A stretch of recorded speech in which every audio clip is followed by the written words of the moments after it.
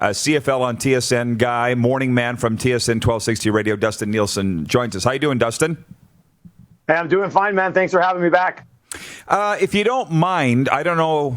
Well, I got an idea how much CFL talk you do on your show up there, and doesn't compare to the Oilers, but I know you're following the CFL very closely, and it seems like a pretty volatile week. How do you feel about what we're hearing?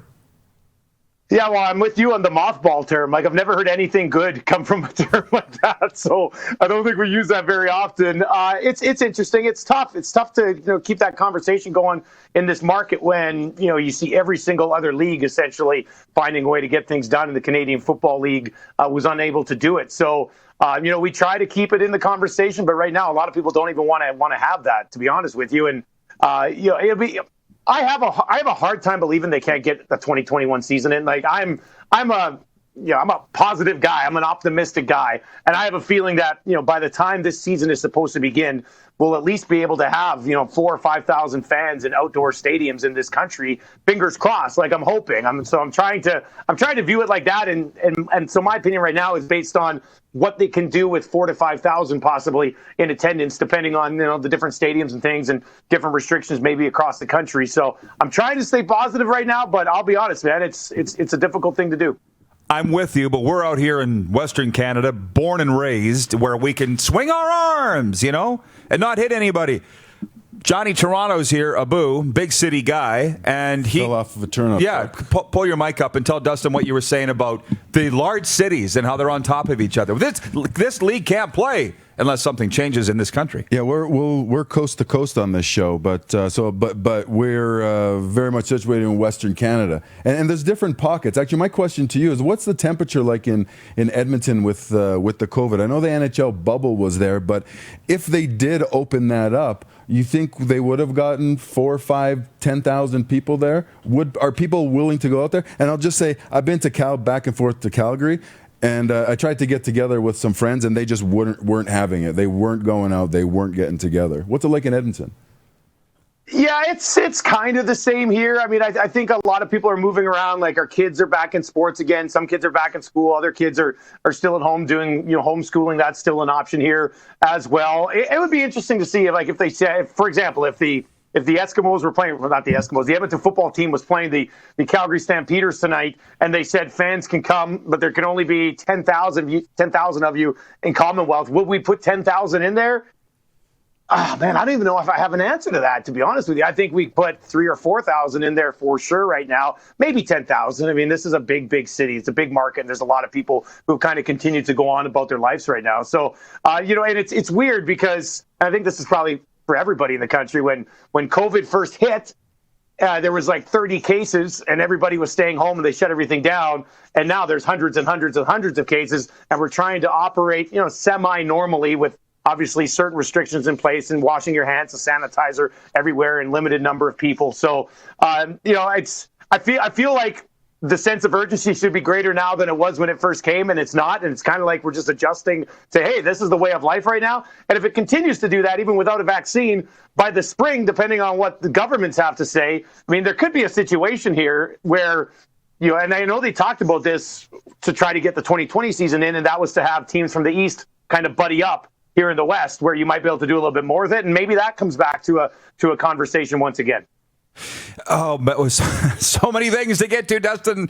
I don't think that we're going to have enough time, but I was just on the radio this morning with your colleagues, if you will, in Winnipeg, Troy Westwood and Jim Toth. And they said, how confident are you that the NHL will start on January 1st?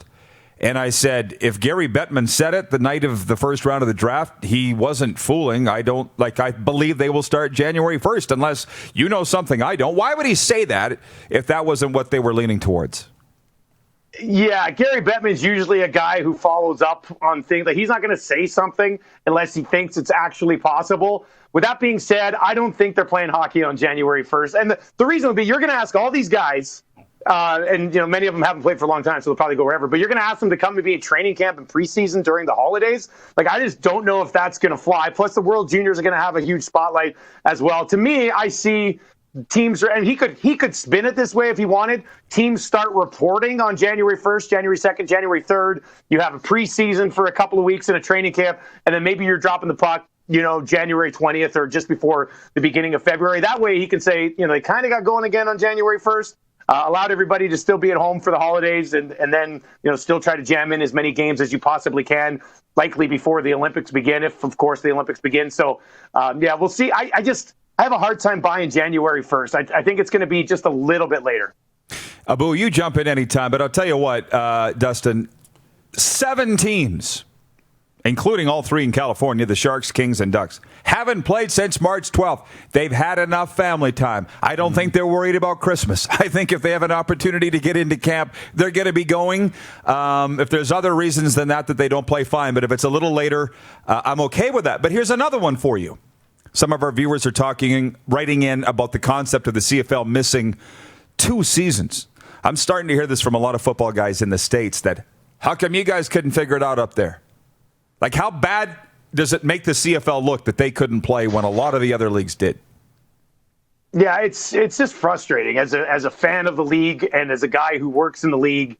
It's frustrating that you see everything else still going on in some way, shape, or form, and they weren't able to get it done. And I think that probably comes back around to proper planning, and the Canadian Football League just didn't have that in place, which is frustrating. But with that being said, what would be even worse, Rod, is if you can't have something in place come May. Like, you've got all your focus should be on right now is to get a proper CBA put in place, figure out exactly what you're, at least have 2 or 3 plans for what you're going to be able to execute with people in or out of stadiums and how you can make it work. You cannot, when no other league, and yes, leagues made adjustments, but the majority of leagues that we all care about and we all have a spotlight on, when they find a way to get it done, even in the toughest times, if the Canadian Football League can't get it done in the second year, then that's, to be honest with you, it's embarrassing for all of us. It really is. So, hopefully they're focused on next season, and that's where all the effort should be going right now, because you can't roll around here in March again and be like,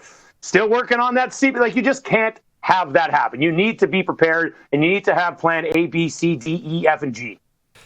People need to realize what people's roles are. For instance, Jeremy O'Day was on the radio here, the general manager of the Rough Riders, yesterday, saying that he fully intends to have a season for 2021. And people were sending that to me. And I'm like, with all due respect, Jeremy's job isn't to get the CFL on the field next year. His job's to have a competitive team whenever they do get onto the field, right? And in the CFL head office, the marketing people can do the virtual Grey Cup. It's the owners, the governors, and the commissioner that need to get onto the field. That is their job. And I would think they know that.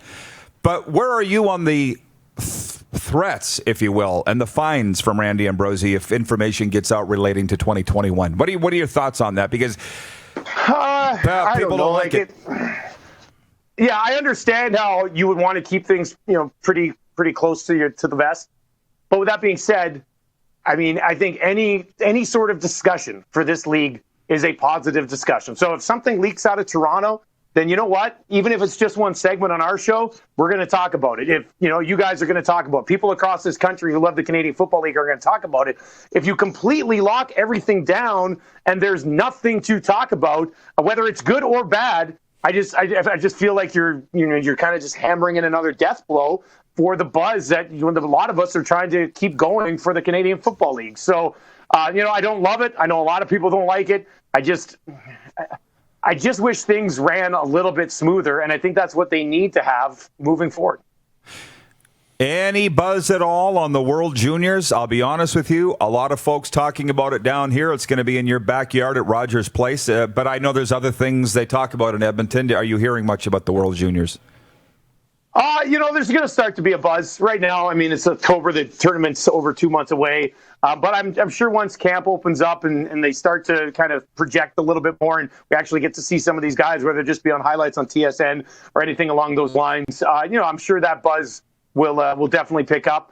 But the same thing we talked about it, Rod, when I was on your show in the past with the National Hockey League bubble here. It was all fenced off, and it's going to be a little bit different. It's not all going to be fenced off down there for the World Junior bubble. But, I'm sure once the tournament actually begins, there's usually a ton of buzz for it anyway. And no matter where it's going to be, there will be a little bit of buzz here for sure. Cool. One of our viewers wrote in and asked who you're taking with your first-round pick in the GOAT draft today. Do you want to explain that? They know about it, Dustin. They know about it. Yeah, we did that draft on my show this morning.